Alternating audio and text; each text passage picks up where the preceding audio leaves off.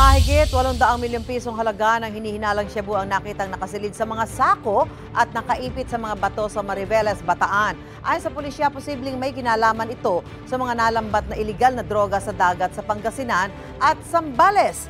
May unang balita si Darlene Kai. Dito sa baybay ng Barangay Sisiman, Mariveles, Bataan, nakita umano ng isang mangingisda ang 6 na sako. Nakaipit sa mga bato ang mga puting sako ng patuka sa manok malapit sa lighthouse o parola. Isa-isang kinuha ng mga pulis ang mga sako. Nang buksan, nakita ang 118 na pakete ng hinihinalang shabu. Nasa 118 kilos ang timbang nito at nagkakahalaga ng mahigit 802 million pesos ayon sa PNP.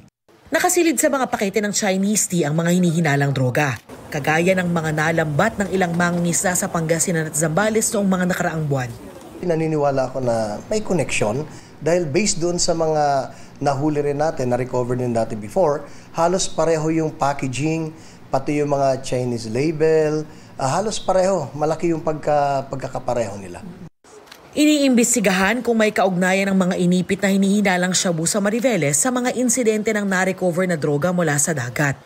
Posibleng baka nilagay ito and may kukuhang iba, or baka naman na-recover niya, natakot, or iniwan na lang doon. So lahat na ang gulo, tinitingnan natin ano yung possibility. And lalabas naman yan doon sa investigasyon natin.